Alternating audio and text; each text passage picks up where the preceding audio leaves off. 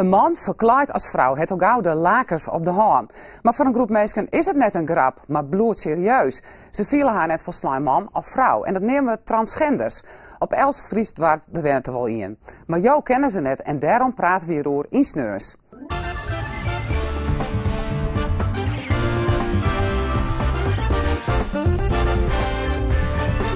Malje in vrouwenskleding, dat op bij een soort mensen weerstaan op. Toch is maximaal 4% van de mensen transgender. En dat wil zeggen, zowel man als vrouw. En we zijn terug, zo tolerant, maar op dit onderwerp zit nog een groot taboe. En dat moet maar eens oorwijzen, vinden wij. Eerst even een kwarte cursus. Transgender is een samennaam voor travestieten, transgenderisten en transseksuelen. Om te beginnen. Een travestiet kleedt hemzelf of haar incidenteel als het oren geslacht. De volgende is een transgenderist. Die is alle dagen van de week gekleed als een vrouw en veel te meer vrouw, maar zonder geslachtsoperatie.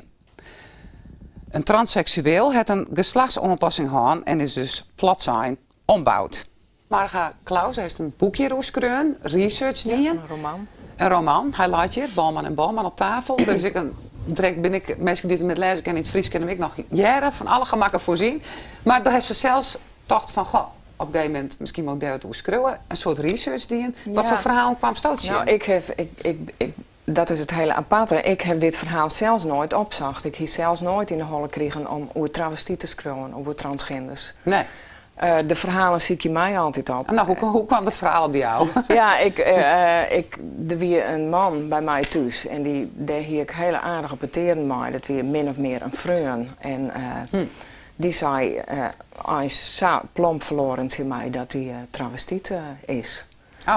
En dat vond ik heel confronterend. Want toen dacht ik in één van, als dat zo is, als hij travestiet is, dan kan het ik nooit slim wezen. Want ik hier zelf gigantische vooroordelen en wat waren de vooroordelen ideeën. voor jou? Nou ja, ik hier wel eens een verkleide man erin zien en dan dacht ik van, ja, wat bezielt die man? Ja, ik heb me daar nooit in verdiepen, want ik werd er nog nooit echt mee geconfronteerd. Ja. En ja, het is natuurlijk een stukje onbekend maken, ja, onbemind. zelf. Maar dat wie van mij ik ze confronteren. Dat ik dacht maar die man vertelde dat hij, en ja. toen dacht ze van, oh, nou, dan valt het wel maar uit hij het is. Maar dat is dan net alledaags, dat je denkt, oké, nou. Nou, ik dacht net alleen nog van, dat valt wat mij. Ik dacht ik direct van, je moet ik wat mij. En, maar ik word er heel dan net wat mij. Want ik denk, ja, maar goed, even in het boek, want we hebben altijd bij beperkte tijd, heel vervelend. Maar er zit toch een hoop verborgen leedbestootje in komen. Want dat beschrijft wel in dat boek. Ja, nou ja, als je echt begrepen wil wat er in een transgender omgaat, dan moet je in die het boek lezen. Maar wat is dat verborgen leed? Nou, ik heb een verhaal bij Glixet. Ik weer bij Truus in Woerden, die dus vrouwen helpt die mannen helpt om haar vrouwen te transformeren. En die vertelde mij een heel tragisch verhaal van een man van 80 jaar. Die zijn vrouw weer verstoren en die dacht van, en nou ben ik aan de beurt. En die is bij wijze van spreken 2 weken nadat zijn vrouw begroeven weer naar Truus stapt. En die had zo van, en nou wil ik als vrouw verder. Ja, ja. En die kreeg een pruik en keusbassen. Dus eigenlijk had hij dat heel lang onderdrukt. Die had dus 80 jaar lang. Ik denk dat er gewoon echt nog een heel groot taboe op ligt. Ja. Ik las er deze week nog iets over. Ja, maar dat is toch triest? Dat is 80 jaar lang of 70 jaar lang net diezelfde wezen kist. Omdat de vrouw zei van, weet je, probeer het om te draaien. Probeer je voor te stellen van dat jij als hetero leeft in een maatschappij waar het niet geaccepteerd is en dat je dat je hele leven. Dan kan je het een klein beetje voorstellen hoe het voelt om het weg te drukken. Maar ik vraag dat jij niet schrik van, is het nou een keuze? Dus hij is van, ik ben nou wel gelukkiger. En die man die werd dus inderdaad echt ongelukkig, omdat hij de keuze maakt om het net te doen. Nou, dus die heeft er altijd verkeerd om zijn vrouw te beschermen. Van nee, ik doe dat net. Daarom kan er wel een keuze zijn, hè? Ik bedoel, maar wel met de consequentie dat hij er depressief van wordt. Ja, maar er zijn ook gevallen van zelfmoord zijn er ook bekend. Precies, dat wou ik net zeggen. Het kan natuurlijk veel verder gaan. En het is ook even naarmate tot in hoeverre je die gevoelens hebt en hoe sterk dat aanwezig is. Bij transseksuelen gaat dat inderdaad ook vandaag de dag in deze maatschappij nog heel vaak tot zelfmoord aan toe. Mensen die er gewoon voor kiezen om niet langer te willen leven. Ken je iemand die ertoe komen is? Of Nee, dat heb ik niet meegemaakt.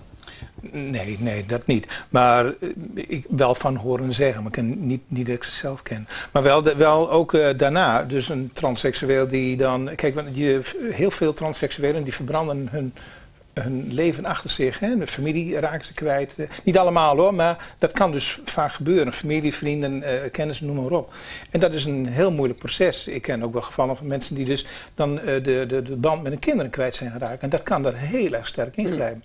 En dat ken ik een reden mensen om net te... Daarnaast heb je natuurlijk ook situatie bijvoorbeeld van werk. We hebben bijvoorbeeld in Groningen het verhaal van een transseksueel die op een gegeven moment ervoor koos om als transseksueel te gaan leven en een transformatie door te gaan. En die gewoon op een verschrikkelijke manier is weggetreiterd van haar werk. En dat ook nog eigenlijk, dat treiteren werd eigenlijk gewoon nog aangemoedigd door haar werkgevers.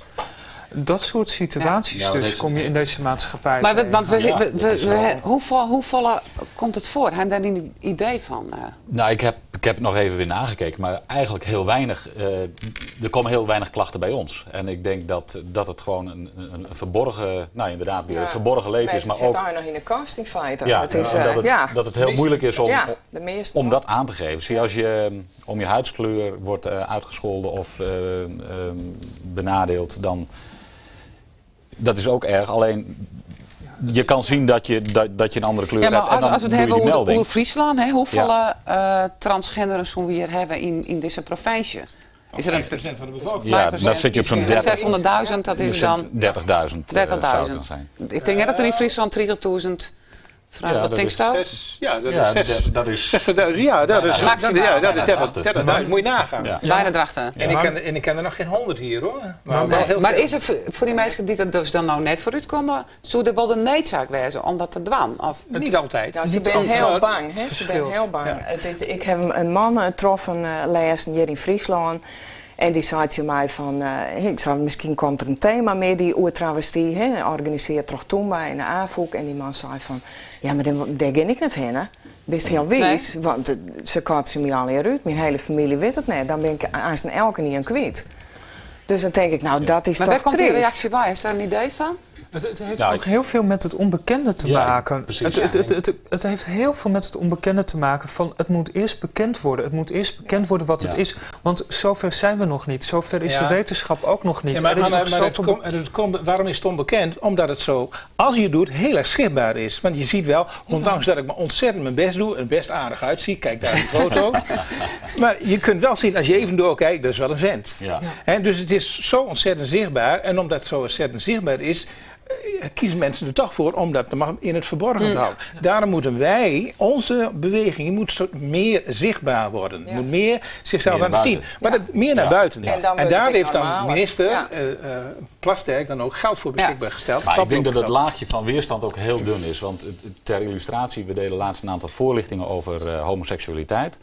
En een van de mensen van het COC die vroeg aan leerlingen van, vinden jullie dat mannen mogen trouwen? Kunnen die trouwen? Ja, dat was wel goed. Maar als jij nou straks groot en sterk bent, zei hij van, en ze komen naast je wonen, hoe vind je dat? Nou, dat vonden ze niks. Ik zeg, maar als hij nou en ik wees naar die voorlichter van het COC, als die nou bij jullie komt wonen, ja, dat is wel goed, want die kennen ik zeg, doe niet zo gek. Hij zit hier 3 kwartier bij jullie in de klas en dan vind je ineens maar wat moet er gebeuren? Het is natuurlijk inderdaad, ik denk niks, je hebt een collega, je kent hem altijd als man en die man die komt een keer als een vrouw. Hoe kan je dan bewerkstelligen dat normaal? Maar in ieder geval zichtbaar maken, kleine dingen zoals ik het op mijn werk heb gedaan. Dat is natuurlijk al vrij uniek. Want als een travestiet naar je werk gaan, dat komt dus nooit voor. Want je bent ofwel transseksueel en dan heb je ervoor gekozen en dan kan je niet anders. Ofwel je houdt het voor jezelf en je doet het alleen in je maar allebei om de beurt? Maar allebei om een beurt, dat gebeurt nog nooit. Dus ik heb het, omdat ik doorgezet heb en steeds een stapje verder ben gegaan, is het nu volledig geaccepteerd op mijn werk. Maar in het begin hadden ze er ook moeite mee. De eerste keer moest ik ook, of tenminste na een tijdje, moest ik met de directeur in gesprek. op het hoofdkantoor in Driebergen. Maar ik moest wel op het parkeerplaats blijven wachten totdat hij bij mij in de auto stapte. Okay. Ik mocht niet naar het kantoor gaan. Nee. Ja, ik zou het nu niet meer bedenken om dat te accepteren. Maar dat zou dus, maar als ze lef te krijgen. Ja, lef. Ja, lef. Maar dat zit dus dan in de transgenderen zelf. Ja, kijk, in principe is het natuurlijk voor mensen altijd heel erg belangrijk om een rolmodel te hebben. Als je gaat kijken naar de homoseksuele deel van de bevolking, die heeft wel een aantal figuren die als rolmodel kunnen functioneren. Maar wij hebben dat nog niet. De ontwikkeling... tegenover de ontwikkeling van homoseksualiteit binnen de samenleving, daar de acceptatie van, lopen wij nog 30 jaar achter. En er zijn nog geen rolmodellen. Ja, we hebben Kelly als transseksueel. Van mensen die zich verkleden, Paul de Leeuw. Nee, inderdaad niet. Hoe heet die? Paul Hanen. En dan is ik vind dat een leuke manier om het te doen. Is dat Paul Hanen de dochter? Het is leuk, maar dat is humoristisch cabaret. Maar het heeft niets met ons leven te maken. Maar wat dan? Hoe krijg je dan rolmodellen? Als dat de oplossing is, dan dat je dan wel even bedenken. Dan gaat het er dus om dat er dus mensen zoals ons, transgenders, de keuze maken om als zichzelf te gaan leven en zich op die manier in de maatschappij te gaan manifesteren en zichtbaar te maken. Ik heb zelf, ik woon dan nu net weer een paar maanden in Groningen. Ik heb jaren in Heerenveen rondgelopen als transgender. Ik denk dat dat heel revolutionair is. Dat doen er maar weinig na. Natuurlijk worden er ook transseksuelen in Heerenveen geboren. Maar op een gegeven moment kiezen die er meestal voor. Uiteindelijk ik weg. Maar in feite zei ze hem van... Je bent nou op televisie trouwens, wat ik eigenlijk best wel heel dapper vind. Maar dat klinkt dan niet weer alsof het abnormaal is. Maar je zit hier toch. Dus dat is dan misschien een begin, of nee? Ja, dat is absoluut een begin. Ja. Moeten we veel vaker doen. Dan maken we een speciale talkshow. We moeten een nieuwswaarde van maken. Hè? Ja, maar het is inderdaad, de zichtbaarheid is heel erg belangrijk. Dingen als voorlichting. We zijn sinds dit jaar bezig om met informatiestands op evenementen te staan. Van allerlei dingen, gewoon om het cent te letten. Of die boek lezen. Of haakje naar het boek. Plan ook met tentoonstellingen. Denk zo dat die 4% op de dik komt in de komende decennia? Nou, dat zou prachtig wezen. Maar Steven de Jong zei, ze krijgt je motor erin leeuwen. Dus dan zeg ik ja. De beperking zit vaak in de relatie. En je zegt nu wel, het zou prachtig zijn. Hè? Maar als jouw man morgen met een rok aan binnenkomt, dan zeg je ook van nou... Moet ik daar ook aan wennen? Ja, zeker. Ja, dat is inderdaad. Als het dichtbij komt, is het zodra het heel dichtbij komt. Ja, dan wordt het heel moeilijk. Nou, hoe dan ook bewust. Een beetje meer op afstand is het helemaal niet zo raar. Want ik kende jou nog van vroeger. Bleek in een van de eerste gesprekken die we hadden. En ik moest eerst even... Ik knipperde even met de ogen en eigenlijk was het daarna gewoon... Direct vertrouwen.